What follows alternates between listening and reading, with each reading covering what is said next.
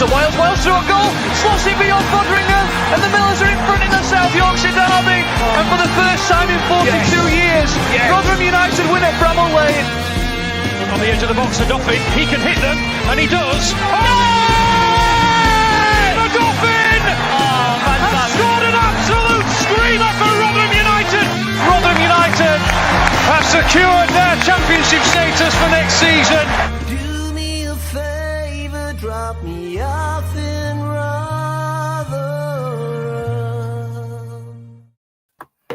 Good evening, everybody. Welcome back to New York Talk. This is the Rotherham United podcast. Thank you for joining us tonight.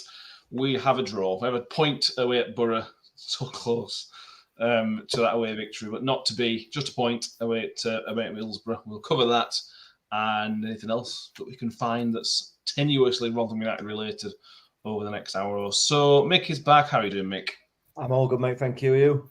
Very good. You have an exciting day today. Half-price electricity in your area. So there's been lots of washing and drying and washing and drying and all sorts of stuff. It's been like, honestly, living the dream. Living the dream. It's Mick's living the big life. Danny, how you doing, mate? I'm doing all right. I don't have half-price electricity, unfortunately, but I'm all right today. Good. We're going to start on the negative note. We just want to mention the incident at Hillsborough yesterday. We're not going to be sort of sitting at point scoring and saying it all about them, but it's just another incident of racial abuse. Obviously, we had Rotherham fans involved last season against Cardiff, where some idiot put some racist tweets out. Nobody's sort of holding now. It's just hopefully action can be taken and the world can move on from these idiots that still persist and come into football goal and this racist behaviour. The statements from both clubs and FIFA getting involved and everything like that is the right thing to do. And you saw what happened with the AC Milan play last night as well. I thought we were further down the road in this, but sadly we're not. So Casey Palmer, obviously, all support from football supporters over down the country, I think, and hopefully action is taken against the person that did those actions. Just wanted to mention that, really. I am going to start by putting pressure on you guys, though. Start the show properly. You had homework. What? If anybody in the comments wants to return theirs as well. Matt. Yes, sir. I did not get my homework, sir. I'm kidding. I'm actually done it. It's pointless. It's absolutely pointless. Isn't it? Is it? It is a bit pointless. Asking everybody what their comments are and what their funniest moment are, because everybody is going to have one of the two, aren't they? Go on then. The vast majority are going to have Sam Klukas. Sam Klukas. Sam Klukas is absolutely wonderful behaviour. The anger. I always thought he was like a calm, cool, nothing ruffles him kind of guy. No, not all. If ever there was proof positive that his birth certificate is inaccurate, that was it yesterday. Yeah. Anyway, I enjoyed that. Any other moments? Smile. Mine's sort of like weirdly, ironically funny that Middlesbrough's keeper's got the perfect name for a goalkeeper because he's called Glover. Yeah. Yes. Good point, actually. I like that. Yeah. Took there, that, isn't it? Yeah, I like it. I enjoyed Victor trying to be an outfield player yesterday. The tackle and the header as well. The header in the second half. I don't really understand what he was doing, but I really enjoyed Victor trying to join in with the outfield players. I think he secretly wants to be like a midfielder or something, probably. Joining the celebrations and whatnot. So yeah, there we go. Harry says Sean Morrison celebrating the offside goal. Yeah, that was fantastic. That was my other one. Yeah, I enjoyed that. Palmer says Peter Gulsell played. That's a funny moment, but given he's supposed to be refusing to play. Yeah. Good shout. There's still people doubling down on Twitter. No, on that. It's mad, isn't it? Unbelievable. Yeah, I'm going to refuse to play last week, but this week I've decided I'll play. Yeah. All right. Yeah. Somebody had a chat with me and showed me the error in the ways. Anyway, Jordan, Billy's picking the Rotherham fan who charged at the home fans and fell over the seats. I haven't seen. I've heard about it, but I've not seen it. That was good. Enjoyed that. We're going to do this more often because I've enjoyed these first few minutes of the show, just laughing at things. Enjoyable. Right, let's talk about the game. Go back to the start of the game, Mick. The starting 11. Surprised, to be honest with you. 3-3. It's not a 3-6-1, obviously, but a 3-4. I don't know what it was. One striker up top, anyway. Mick. What's on the? I was surprised Hugo started up top on his own. Very, very surprised. I don't think he did too badly, but I was surprised. Very surprised. Yeah, I was as well. And I guess perhaps one of his old clubs played a part in it. I mean, that doesn't really narrow it down too much, does it? But maybe that played a part of it in it. But I think Tommy Eason must be sat there wondering what he's got to do to get a start, because in terms of goal scoring, I know we don't score very many, but he's the one that's kind of scored most recently, shall we say. But yeah, I mean, it was a surprise, but he was all right, weren't he? He got an assist for the goal, which was a bit of a surprise to me. That, to be honest, I was screaming, pass it, and I thought there's no way he's going to pass it. He did. But yeah, I mean, other than that, I don't think there were any real surprises in the starting lineup at all. Maybe the omission of Ollie Rathbone, but I think that's been coming, as we've been saying on this podcast for a few weeks now. In terms of his lack of impact on games that he's had, so when he came on, I think he was better. He was kind of in short space of time he was on there, back to his old self. So maybe a break will do him good. But yeah, other than that, not really much of a. I have forgot something else that made me laugh, and I'm not laughing at a guy being injured, but the push from Jordan Hugill to push Jones over was one of the most needless things I've seen all season. Yeah. And now that guy's probably out of a cup semi-final. It's just... That was so Jordan Hugill, weren't it? I don't even think the ref gave a foul, though, did he? No. It was just the most blatant push I think I've ever seen. But yeah, I did enjoy the push, not the injury, but I definitely enjoyed the Jordan Hugill push. Well, it's what happened to Humphreys, isn't it? It is, exactly. Yeah, you're right. Yeah. Swings in sort of roundabouts. Danny, we went one up top, and it was very obvious in that first 45 minutes that we went one up top, because we lacked. The only moment came from a little bit of a mess up from Middlesbrough trying to play out from back and failing. Hugill was just a complete lone figure, certainly for the first 45 minutes, and we had a foothold because we were defensively solid, but there was no offensive attacking foothold in the game at all for me. Certainly the first half. Yeah, we had a foothold in the game, but we had Middlesbrough constantly kicking the leg, which was somehow attached to it. But yeah, with the one up top, it sort of came across that it was Cafu was like the off striker, which later on in the game proved to be all right because we got the ball in a good position and Newell played him through with a brilliant pass, which we'll talk about in a little bit. But in the first half, there was so little going forward, other than, like you say, when Middlesbrough dithered and we put a bit of pressure on him and got the ball back. And Hugo's very unlucky not to score. He just doesn't quite wrap his foot round it enough. If that was against a team like, who else has he played for? Preston or QPR. Preston, West Brom, one of those. It's the back of the net. Yeah. But it were a good chance. But after watching the highlights back, we were so pegged back by Middlesbrough and they just kept hitting us all the time. Lord knows how they didn't score in first half, to be fair. But it sort of proves we're their bogey team. You know, we've scored more goals against Middlesbrough this season than Chelsea have so far, which is an interesting one. But yeah, that first half, it felt similar to the Stoke game in the first half, where there was very little going forward for us. The only difference was that Middlesbrough sort of kept pushing us towards the end of the half. Which isn't a nice feeling, to be fair, especially when you're listening on commentary, because it's like, I can't see what's happening, but I'm nervous anyway. You know, it's not a nice feeling. But we certainly changed it. We changed the dynamic of our performance anyway in the second half.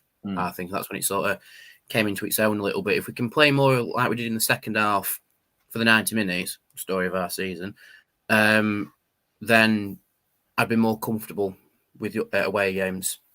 Yeah. Whereas now I'm still very eggshelly with away games. I know what you mean. I suppose the question is, Mick, is that first half okay?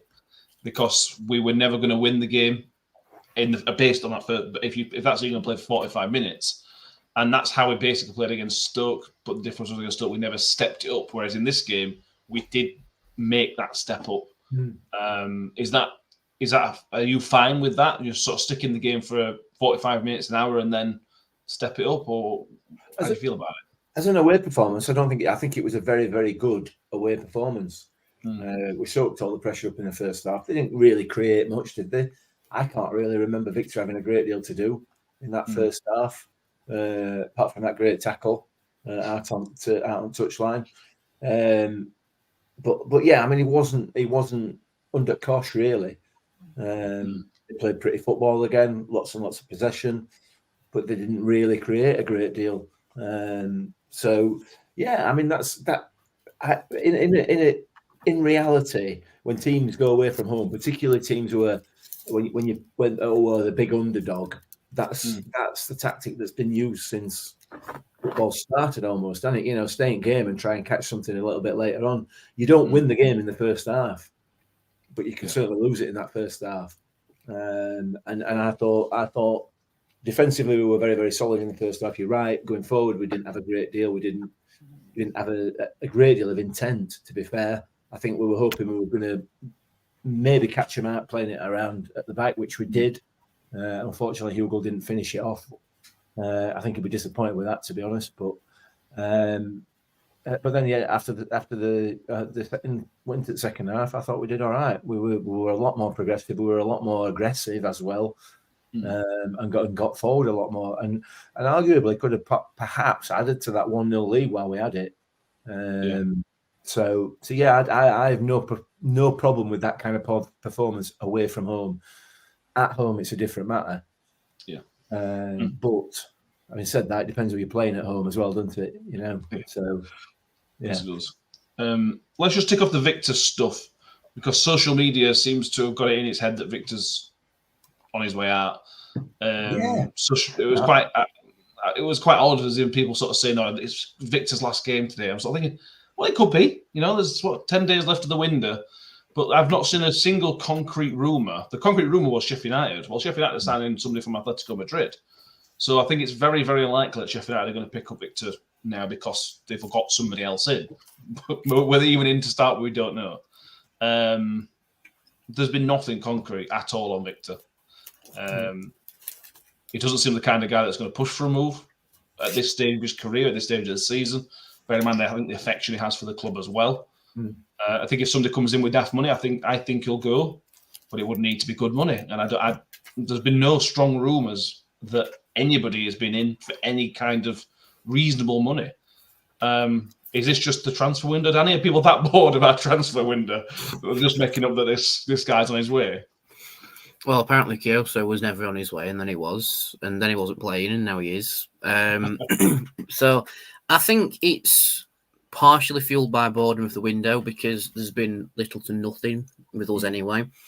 Like you said, the Victor Sheffield United rumour was the only thing that caused a bit of concern, but there seems to be quite a bit of weight to them signing the keeper from Atletico. So that might be them leaving it alone. But it sort of seems an odd time to sell a keeper in January, unless you are desperate to sign a new goalkeeper or desperate to try and change who's in your net anyway. Then you wouldn't really go for one unless, like you say, you are playing silly money or it's a loan. And I think the only way we'd cash in with Victor in January is if it was silly money, like compensating us a championship quality goalkeeper and then some. I think so. That's like upwards of 7 million. So I honestly can't see Victor going. I think if he was going to go, it would have been earlier in the window, say, I don't know, just to throw a date out of there, around the 10th, for example, like quite early in the window, just to move a bit of money around and give Richardson a bit more to play with bringing players in. But now that we're getting later and later in the window, that price is still going to go up and up. Mm. And when it gets to deadline day, that's when you could be looking at 10 plus for Victor. So as it gets later in the window, I know it sounds really bad to say, and I am the eternal optimist. As it gets later in the window, it looks less likely because the price keeps going up, because we'd be losing our number one keeper in a relegation fight, which is against the odds anyway, as it looks on paper. So as it goes on, it looks less and less likely. And no disrespect to Dylan Phillips, but why would we sell Victor in January when there's still the slightest of chances of staying up? If we go down, then Victor will go in the summer, because he's not a League One standard keeper. I think everyone can accept that. But as it stands right now, Rotherham aren't relegated yet. It's slim odds, but there's still a possibility of us staying up. So why would we sell our best keeper? He's like our best asset of trying to keep us up.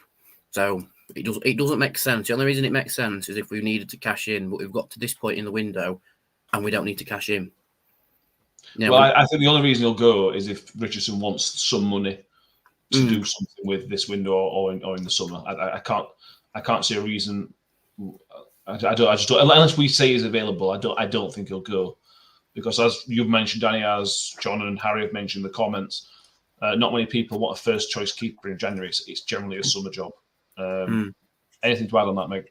No, there's nothing. We none of us know anything about any sort of approach for Victor. That's not to say it will happen, but it's just like you say, it's just another social media. I don't know what it is. It's weird, isn't it? Very weird.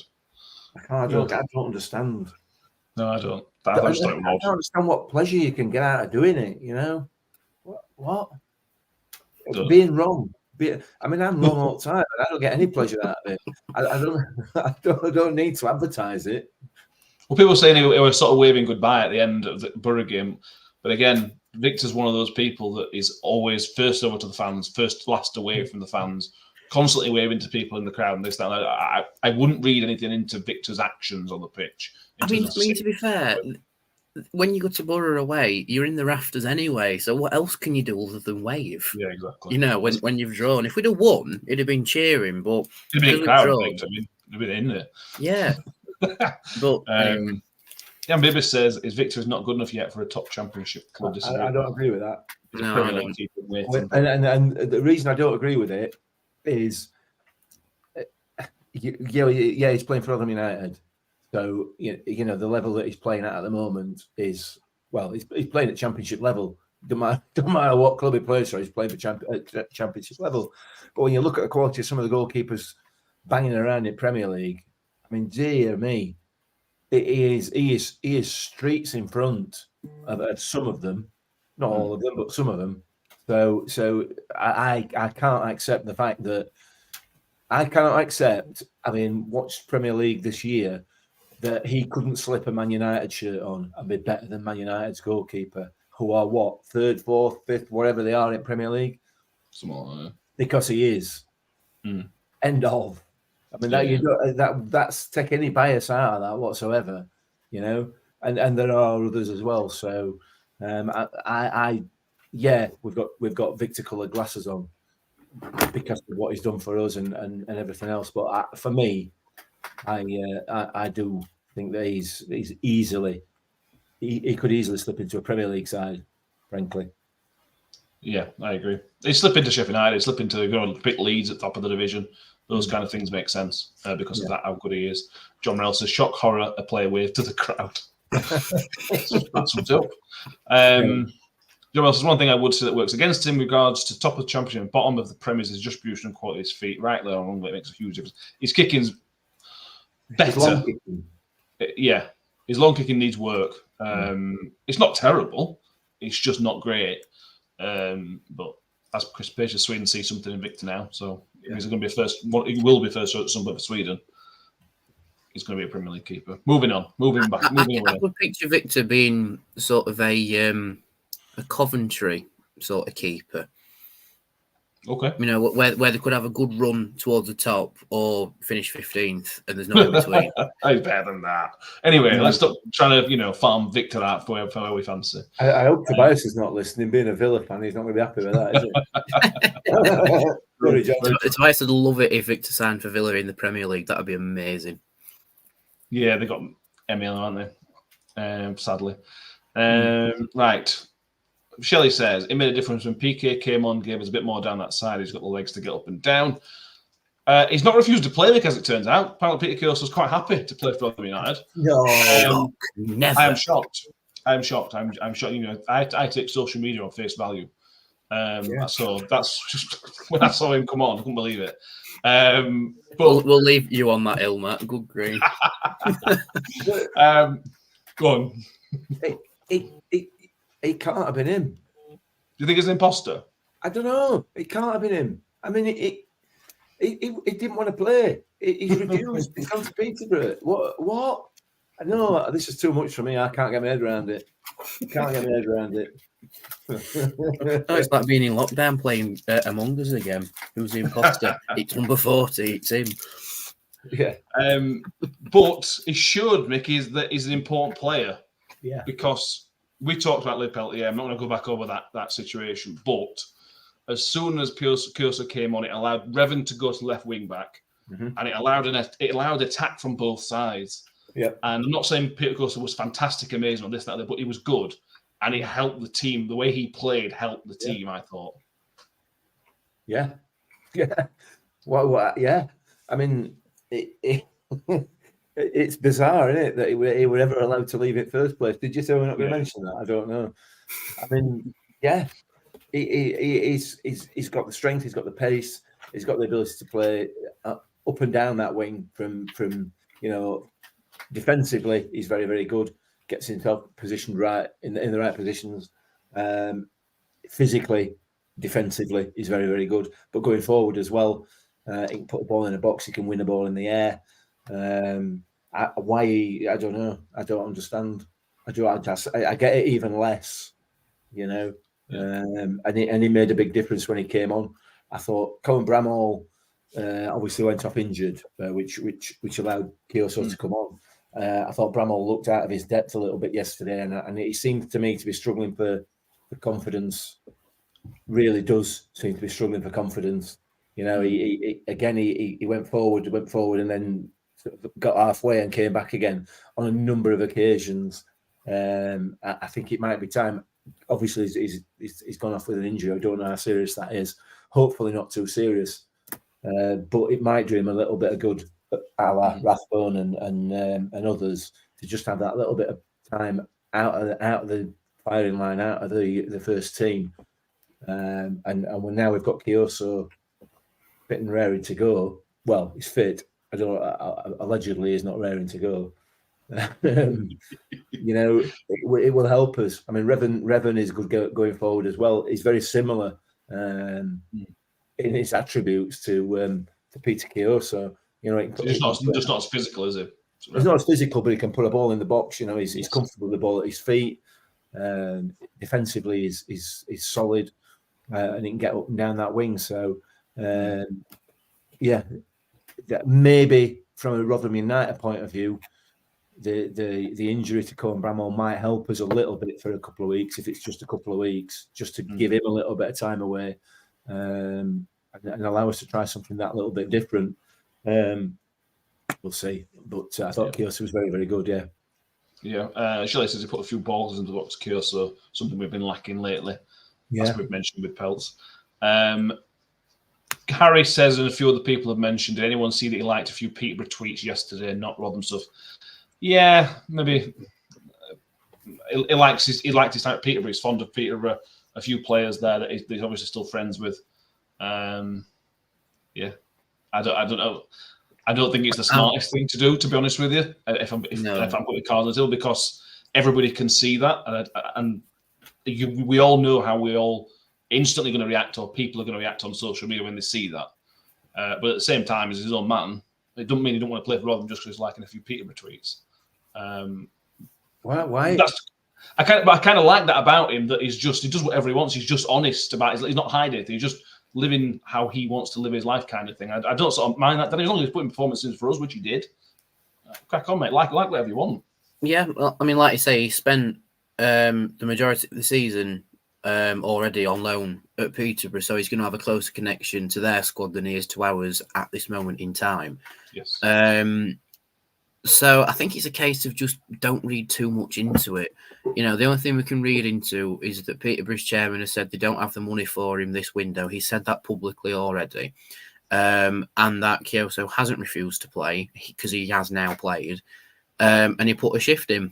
It might have come a little bit unexpected because, he's just come back from illness. So Richardson may have had him down to start the following game and not come on against Middlesbrough so quickly. But because he's put a shift in, just leave his social media alone. You know what I mean? I like stuff from other football clubs. It doesn't mean I'm going to defect and go and support them. It's just looking too much into it, I think. Yeah. Why would you go and look at what somebody's liked? Exactly. Why would you go and look to see what somebody? It comes up though, doesn't it?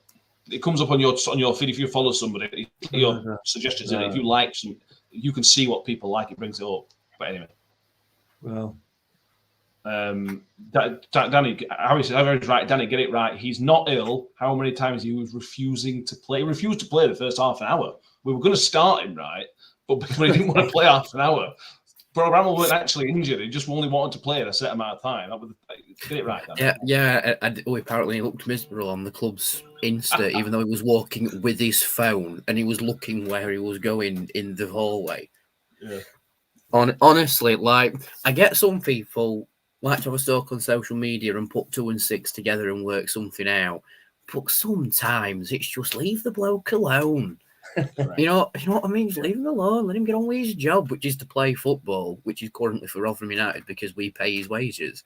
Yeah. Just leave him alone. Let him get on with it. What I did notice, and this is again not great in terms of his treatment at the start of the season, he's wearing number 40. Last season he wore number 30, which means we gave his number away at the start of the season. That's his number that he wore for Peterborough as well. That's Matt Taylor. That's what I mean. That's Matt Taylor's fault. That was also what I mean in terms of how he's treated at the start of the season. If you sort of question where he's happy, he was sent out on loan and his number was given away to somebody else. And that's clearly a number he liked because he wore it for Peterborough as well. Which again suggests. We dragged him onto the pitch, he came on kicking and screaming. There you go, it is. That's it. I guess he said 2 is 3, it is, but again, I think you'd have to ask Peter Kyoso, but I think he likes those numbers. I think that's 30 is his number. There's at least 2 clubs now. Although, like you said, with 2 being 3, if we were to go as next number up allocation, he would have took number 2. So he's clearly been asked which number do you want. We can't give you 30, and he's clearly said 40. Yeah. So it's still, it doesn't matter. I'm just pointing out that. Exactly. It doesn't matter. Yeah. Anyway, YouTuber says, I take it that we won't be having a Mick ref rant tonight. A couple of referee decisions that went our way, Mick. I know. If I were a Middlesbrough fan, you might. Good. So I want to cover the first 2. We're still in the first half. There was 2 penalty claims in the first half. The first one was where Revan and Victor came together, and I think it was Greenwood. VAR probably gives it. I think there's a tangle of legs with Revan and whoever the striker was. Did you think that was anything in that, Mick? I didn't. I thought the ball had gone completely. The ball were out of play. So I mean, you know what I mean? Yeah. So no, I didn't think there was at all. No. Okay. I'm trying to remember what the other one was. The Kyoso one, where Kyoso's put his arm on Greenwood and sort of dragged him around a bit. Yeah, that's never a pen. That I want that. I would want that. I think I'd want it as well. However, he went down ridiculously easily, didn't he? Yes, he did. With his arms up in air, and clearly Dan and Bond weren't having any of it yesterday. Oh. So yeah, I mean, I would probably have wanted that looking at it, but the reality of it is that the contact was not enough to drag him to the floor. Nowhere near enough. No. I think both. I know I'm looking through Rotherham United glasses, but I think he got both decisions right ultimately. I was convinced that it was going to give the Picioso one. Bearing in mind who the referee was, I was convinced it was a penalty. Yeah. That it was going to give it. It's one of those given, not given. I'm okay. Danny, anything on those two? On those two, we'll talk about the offside goal in a minute. But the two penalty incidents, are you happy? Are you happy? Unhappy? As a Rotherham fan, I'm happy with both of them. I've not seen the second one, truth be told, but the one that certainly came up on the highlights was the Kyoto one. It's never a pen. There's contact, but it isn't enough to warrant Greenwood's reaction, I think. Yeah, I understand. John Morell says, didn't go down as easy as the Stoke player did. And no, if you haven't seen this, go to John Morell's Twitter. The tweet that is tagged Micken and the dive from the Stoke player is just... I mean, to be fair to the Stoke player, I don't think he was going for that. He was going for distance, weren't he? I've never seen it like that in my life. Yeah. It was unbelievable. And he must have got 3 or 4 meters out of that dive. It was just. Oh, he did. He might be training as a Sunday League keeper, mate. Well, possibly, yeah. Right, moving on to the goal. Our goal, Mick. Cafu first goal, first competitive goal for the club. That's how you score a goal when you play like that. You have to be quick on the break. You have to have picked the right pass, and Cafu has got to have that composure. That was typical. That up to that point, that's why for me it was an excellent away performance because you had to take those chances, and we created the chance brilliantly. The pass from Hugo was just inch perfect, lovely. Yeah. I mean, as soon as that ball reached Cafu, you knew he was going to finish it. Yeah. You knew he was going to finish it because he's got that experience, that composure, like you say, on the ball, and the ability, it was a really, really good finish. As I've seen a few people criticising Cafu's performance yesterday, and I have as well, yeah. And I didn't get that at all. I thought he really put a shift in yesterday. He was involved in the press a hell of a lot. And I thought he did really well. I thought he did really, really well. But yeah, I thought he was disciplined, really, really disciplined in the way he played. Yeah, absolutely. He was kind of a bit out of character for him. But anyway, I thought he had a really good game. But yeah, it was a really well fashioned, well taken goal, and John Hugill getting an assist. I mean, that's I didn't have that on my tick list at all. So yeah, really good, really, really good. Beer's repeating on me. We all love Cafu, Danny. There was just something about having a Portuguese guy named Cafu that just screams, "Oh, this is going to be exciting." But he did that job yesterday that wasn't exciting. I know he scored the goal, but it was just everything else was just calm and cool and not shooting from 45 yards and. Like I said, Mick joining in the press, and he got his rewards for doing the horrible, boring stuff. That's what I see, anyway. Yeah, I'm inclined to agree. I think the way in which we broke through Middlesbrough perfectly showed how Cafu was meant to be the striker, like the off striker in behind Hugill. Yeah. It's a brilliant ball through from Hugill, by the way. We talk about Cafu not really having that sort of composed shot in his locker. I didn't know Hugill had that long pass assist in his locker either. I mean, when you watch it back, fair enough, he's toe poked it straight through. Outside at foot. It's all about the... No, he's toe poked it. But yeah, it's a brilliant break forward, brilliant assist, completely cuts Middlesbrough's defence in half, and calm and composed from Cafu. I just wish he had more of that to show us, because the commentator on the highlights said it was his first competitive goal since 2021. So it's it's like I wish he had more of that, or we utilised it a bit better anyway. But now he's shown that he can do it. So you never know. Yeah, absolutely. I obviously think Cafu would look better behind Nombe than Hugill. Yeah, I think that's fair. Shelley says I think we lost a bit of shape when Cafu went off, if anything. Yeah, I thought we were, and again, the first time was dull, Mick. It was dull as dishwater, but it was organised, and I didn't think Cafu could play that role. I've clearly underestimated him, but he was pivotal in terms of where we played, and I think Shelley's right. I just think we lost a little bit of something when Cafu went off. I think it's clearly what they've worked on, isn't it? Cafu at the front with whoever up front. Now I think Shelley's nail on the head there, really. I think we'd seen it before earlier in the season with Cafu at the front or just in behind the strikers.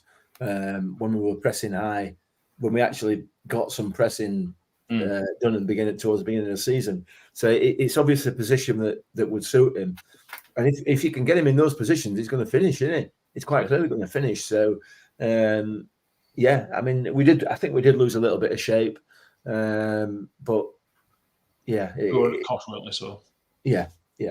I was really impressed with Cafu. Really impressed with him yesterday. And I'd love to see. I want to see a lot more from him like that. It'd be fantastic. Yeah. Actually, nice. So the only thing about Cafu is he thinks he's on school sometimes. He does, yeah. Yeah, I'm surprised he didn't try a dink or something like that with goal, to be honest with you. That had just summed him up. Phil Robinson's just on the back on the penalty instance says, can you imagine the abuse some of our fans would have given spouted if Kyoto penalty shout was given? That crossed my mind as well. So thankfully it wasn't given for many, many reasons. Talk about the Borough goal, Danny. We spoke to Dana for the scouting report, and she sort of said that Borough sometimes lack a cutting edge, and they lacked a cutting edge. That was why we nearly won that game, is because we defended very, very well, and they couldn't work out how to break us down. They didn't have that little bit of quality until the 82nd minute or whatever it was, when Rodgers was just lovely little ball inside. And that's literally the only bit of quality that Borough had all game, and it's got them the point because it's a lovely bit of work on the edge of the box. Yeah, I mean, like you say, they definitely had chances in the game, but they certainly weren't cut-edge chances. I think there was the header in the first half and a couple pot shots from distance, which Victor handled. But the first time they really broke us down, to be fair, was the neat little back heel, and then Foles finished it. And like I say, you watch it back, and a few people criticise our defence at that point in time, but no one really expects that bit of quality, and you do get caught out by it. And I think Victor got caught out not expecting him to go for the near post, because when the angle's that small, you expect him to go far post and try and wrap it around you. But no, it went near post, caught. It's a case of people just getting caught out with moments of quality, both from the shot, from the assist, and then it was just a little bit pinbally beforehand, so maybe a little bit lucky with the ball breaking. Who got the assist? Was it Rodgers? I think Rodgers. Villa want to pay millions and millions for millions and millions. Yeah, so it's one of them where the quality of the Championship has caught us out again. Yeah. Where we've defended really well, and it's a slight lapse in concentration through the pinball, and then a moment of quality that's caught us out. But again, that's the story of our season with conceding goals. We're just conceding less of them now. Yes, true. John Elson, do we blame the keeper for the goal? Very harsh, but I hate to see keepers beating the near post. I think Mick Victor will be blaming himself, because I think he's a perfectionist kind of guy, kind of goalkeeper. You always have to question the keeper. If it's beaten on the near post, you've always got to throw that question out there, haven't you? You have, and he'll be furious about that, Victor. He will blame himself for it. As a keeper, he shouldn't be beaten at near post. It's that straightforward, really. I think that in the build-up, I think Peltz got caught out with the run. Instead, he didn't go with the runner. He just kind of watched him go past, or block the runner off, or whatever. So there were a couple of mistakes there. For me, it's not a particularly well taken goal. He's just hit it as hard as he possibly can and hope to get through, and he managed to get through. But yeah, I'll be honest. I'm sorry, Tobias. I know you're listening, but I'm afraid that one's on Victor. That one at near post. But J-Boy Rattler says if it wasn't Victor, we wouldn't even have 10 points. So I'm sure. No, I'm not. No. Absolutely. Correct, J-Boy. Well done. J-Boy also says, I think we look incredibly more solid in recent weeks. For me, it's the attacking phases. We seem to offer nothing up front, no pace, no urgency.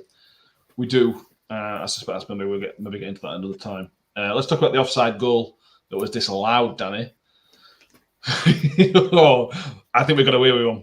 I'm pretty confident we got away with one, because I don't think certainly the guy who put it in isn't offside from the original ball. No, but I think he's given it for Crooks, but I'm not convinced Crooks is offside. No, I think that's very tight. Crooks is offside. It's close. Yeah, no, on the replay, I watched it back, and I thought, I can't remember which one of their players actually put it in. I thought he actually, you know, with the guy who scored it, because he wasn't offside when the ball was put in, but it's the fact that Crooks goes for the ball.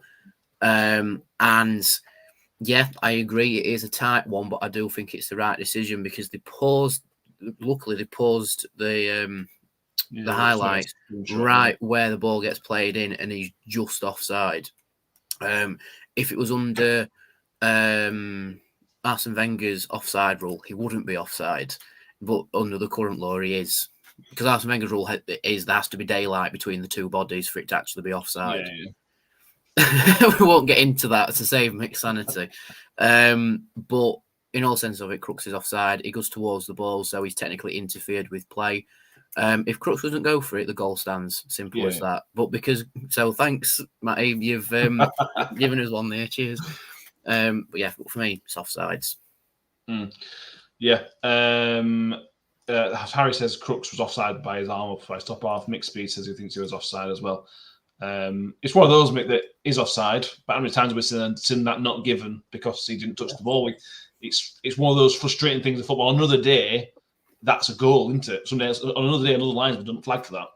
Yeah, absolutely. And you know, I've not seen Mike in the comments tonight, but I will. What's the word I'm looking for? I can't remember. I'm struggling with words tonight. You're wrong, Oliver. Don't worry about it. I'll compliment the liner because he's got it's a tough decision for him to make there. You know, given the complexity of that offside rule. Crooks for me is offside. He is in an offside position when that ball is struck, and he goes for the ball. So you know, it's not an easy decision for the liner to make, and he's done it, and he's done it well in my view. Obviously, we're not looking. None of us are looking along the line. You know, I don't think there is a view that shows it along the line. So yeah, I think he's done a really, really good job there. And Sean Morrison seemed to think he'd done a very good job as well, which amused me no end. I'll be honest. You didn't pick that as your funny moment. You didn't pick that, did you? You didn't go to the one of two, didn't I? I said then that was my second. I did enjoy. I did 2 lots of homework, and I expect an extra mark for that. Fair enough. Scott Kent says, if anyone's not joined the Discord group, feel free to join us on the Twitter page. It's pinned on the Twitter page. He put in there that he didn't think Crooks was offside. I know you are. I've noticed. Sorry.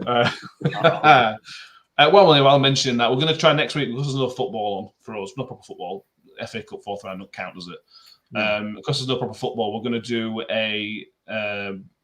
call it a mailbag. We want people sending you questions. You can either reply to the tweet we've put out, send us an email, send us on Discord, whatever you want. And we'll just go through some serious questions, some daft questions, whatever you want. And this is going to really annoy Mick. So please get some questions in to annoy Mick because they'll be fun. Asking really stupid questions. Would you rather fight a cat or a dog? That kind of thing, man. They'll really, really annoy Mick. But yeah. Have you, just to go off topic slightly, have you two seen the podcast where he says, what's like the biggest animal you could beat in a fight? And he says a fish, and he goes, no, that's not an animal. And they just have a proper argument about it. I felt myself losing brain cells watching it. It was so funny. Honestly, it was brilliant. We've already got a few in. So our DMs are open on Twitter. So if you want to just DM us on Twitter, put them through there or find a way. Just don't put them in chat here on YouTube because I can't save these. So yeah. Mike the Miller says, ooh. He's doing that on purpose. Mike the Miller says, I thought it was a poor decision. I've got still of it on my screen now at the moment, and the ball is played in, and Morrison appears to be playing Crooks onside. And I'm with Mike on this one, to be honest. Yes, Mike, are you looking directly along the line, Mike? That's the question. Yeah.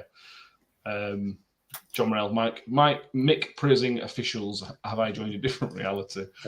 If you notice, John, he only praises them when it benefits us. If he's just read between the lines. But then at the end, Mick, there was another chance. Tom Eaves, and of course, he had almost no right to get onto, and the keeper's done quite well to get back because he was off in no man's land. So keeper's actually done really well to get back from that. Yeah, he has, and it's a shame. It's a shame because that would have. I felt, and I am biased, but I'm on a Rotherham United podcast, so I can say it. I felt our second half performance was deserving of the 3 points. Frankly, okay. I thought we created more chances than they did in that second half. and given what we've been through, I think we deserved it.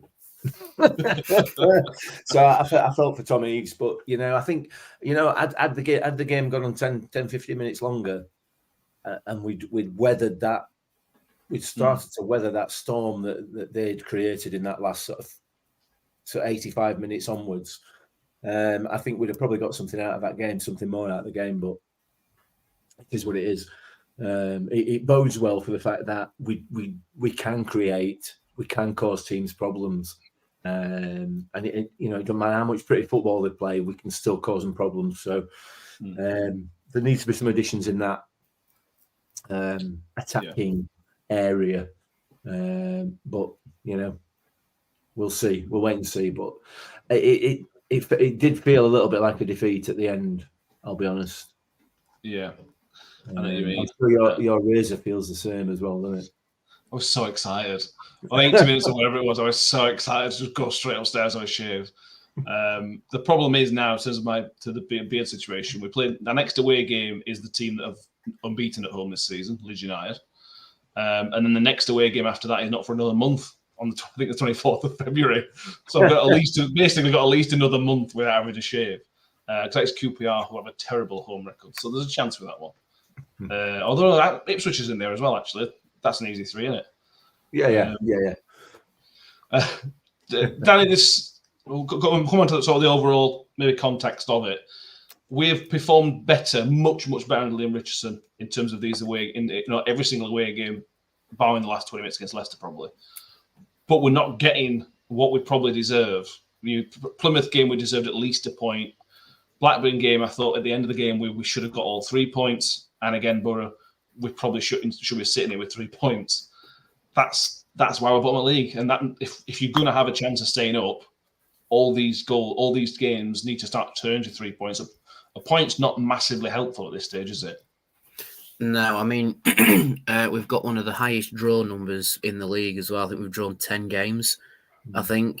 And like you say, just fine margins. If some of those draws were wins, Lord knows where we'd be. But, when that's football, if we go back and change the past, we'd be millionaires. But I think you're right. When Richardson came in, it sort of rejuvenated us a little bit, bar the Leicester game. I think it was. That's like we've said this before. That's like the anomaly game. Other than that, we've sort of gone from strength to strength. Maybe Stoke as well. Stoke's a bit of an outlier, but we went unbeaten over the festive period. All right, it were a win and 2 draws, but none of us would have expected that. If you'd have said to us after the Leicester game, "Oh, you're going to get 5 points over the festive period," and then going to Middlesbrough now and getting a point as a minimum as well, but feeling not let down, but more deserving of 3 points than would have been another away game. I'm going to go out on a limb here, right? And you can berate me or challenge me to do something if this doesn't pay off, whatever. But we will win away before the end of the season. Mate, I hope so. We will. We will. I mean, I've seen a few on Twitter saying about, we won't win away this season. And it's like, yeah, potentially, because there's 9 left. I think there is. But I do think we'll win away before end of the season. It might be last away game at season down at Bristol, but we'll win away. Richardson will crack the code, but I do think in terms of the away form having a massive impact on how the season's going, it might be a bit too little too late. But again, the eternal optimist, you still never know. Yeah, we've got 4 points from 14 games, so 9 left. I think that there's Twitter accounts saying that this has now equaled the club record of away games without a win. Yeah, it's good times. It's good fun. Can I just answer John? Well, yes. Yep. We know the answer, John, because it's fun. Yeah, John asked, has any team gone down without a win away from home? Yes, we did it in 2016. It was the 18-19 season. It was 16-17. Oh, was it? Okay. Yeah, in the 17-18, sorry, 18-19, we won 1. Oh, it was QPR, wasn't it? QPR, yeah. Good. Yeah. So yeah, John, don't question us about rubbish away teams because we are the kings of that. Although I will read you some stats from footballrates.com on Twitter. We do have the longest current run without an away win in the top 4 tiers with 27. But the record stands with however you say that, Muryeff Town, who went 61 consecutive league games without an away win between 1922 and 1925. How many? 61. I think that record's safe. Yeah. The next In League one will win some. Yeah, definitely. The next one up is Swansea, who went 46 away games without a win in 1984, and then Leyton Orient with 42 in 1995. We won't be troubling any of those. We're the best of the EFL era, we'll say that. Yeah. There's another team that got 32 consecutive without a win, I think. Well, Plymouth haven't won away yet this season as well, so we're not on a zone this season in terms of winless for the season. Kim Hayward says, 1 away win. Leeds said it first, yeah. We're going to beat Leeds when there's no Rotherham fans in because nobody can afford to pay 50 quid to watch them. But we'll sneak a dirty 1-0. We'll laugh all the way back home for the 10 people that go. £45 for a ticket. I was flabbergasted. Don't get mixed hard again. Quickly. Move on quickly. Why do you shoot football? We'll leave it there. John Manelsi, in normal circumstances, that is a good point, a great result. However, in your position, it's not really any help. The gap stays as it is, Mick. It's 8 points. It's the reverse. When we were in League One, we were sort of saying, "No, we've drawn, we've dropped points, but MK Dons dropped points." So it's all the same with one less game. It's 8 points with one less game, and with every game, it looks further and further away, doesn't it? And I know it's only one game, but it does. It does. We've got to start turning these draws into wins now. So let's wait and see what happens. But the signs are good. You know, the performances are better. The organisation's there. We just need to be a little bit more aggressive going forward, and hopefully be able to sort that out this month. We'll see. Scott Kent just wants to check if Victor's booking away from suspension is on 4. Yeah, he's up there. It's to 10 now. After the 19th game, you can get 10 bookings, which would then be a 2-game ban. And then that ends in March or April time. So it's fine. That booking yesterday did feel a bit harsh, I'll be honest. Yeah, it did. Because it wasn't even him who were time wasting, was it? Well, not only that, you know, at 1-1, they were taking Middlesbrough were taking the same amount of time to take throw-ins.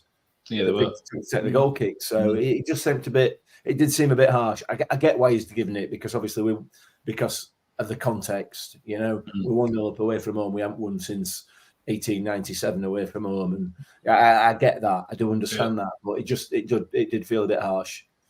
Yeah, agreed. The whole point of it was you had the time on at the end, which you didn't. So that's gone by the board, that, isn't it? Yeah, thankfully. That's just Dan Bond's not reffing us anymore. Thankfully, they might do it again. There's rumours, Danny, that George is on his way out of the club, probably on loan. The link at the minute is the strong link is Gillingham. That came through Friday. Are you happy with that? If George goes out on loan anywhere, let's pretend it's not Gillingham, but it seems like George on loan. Is that a good move? I think in terms of getting him playing and getting minutes under his belt, yes, I think it is. It'd be very good for Georgia because he's not getting the fullest out of this season, I don't think, minutes wise. A loan away would be really good for him. I was sort of expecting it to be a little bit closer to Rotherham, to be fair, because Gillingham's near enough opposite end of country. But it also feeds into the homework of funny things. You know, he scored the goal against Gillingham that sent us up, and now they want to sign him on loan. So it's like swings and roundabouts of football. He also relegated, to be fair. Yeah, that's true. But I was expecting it to be like a Bradford, for example, just as an example. But in terms of getting him out, getting him minutes, getting him goals as well, I think a loan away would be beneficial to him. But I can also understand if he doesn't go anywhere as well, it's still an extra body to have. That's the thing, mate. You can't let him go unless you're bringing people in because we just ain't got the facility to just get rid of bodies at all. No, we haven't, and that's obviously why he's not gone yet. Yeah. So you know, come 31st of January, we'll have a much better idea where we're going to stand. And of course, we don't play again before then, do we now? No. So these next couple of weeks are going to be quite interesting to see how, if or how the transfer window develops for us, because it may not develop. So, I mean, if it doesn't, we'll all have the fun of looking at people melting down all over social media, won't we? If it does, happy days. So it'll be quite an interesting few days. Nice, easy run of fixtures, though, coming up in February. Southampton on a club record unbeaten run. They're at home on the 3rd. Leeds United unbeaten all season at home, away. Hull City chasing the playoffs, just signed for wonder kid Fabio Carvalho. And then we've got Watford. That might be okay. And then Ipswich Town are again chasing for the promotion. They're on a Tuesday night before we go to QPR. They'll QPR and Sheffield Wednesday in consecutive weeks. If we're still in the fight by the end of February, we are in the fight in terms of fixtures. But listen, if we're still in the fight by the end of February, we fully deserve to be in it, given that run of fixtures. So true. Let's wait and see, because I'm convinced there's plenty of fight left in this squad. There's plenty of fight left in it. You look at some of the performances on Saturday. Sean Morrison, Hakeem Adofin again. Caffo, I thought, like I said, was very, very good. Sam Clucas. We haven't mentioned him. There is some fight in this squad, and I'll add to that Liam Richardson as well, because he's a scrapper as well, isn't he? Quite clearly, So let's wait and see. Let's just watch it all unfold before our eyes. It's quite a contrast, Richardson, from the man that speaks in the interviews to the man that's constantly moving and talking on the touchline, isn't there? There's a very different Liam Richardson when the whistle goes and the football game is actually taking place. I get the feeling he's not comfortable in giving anything away publicly. I don't mind that. To be fair.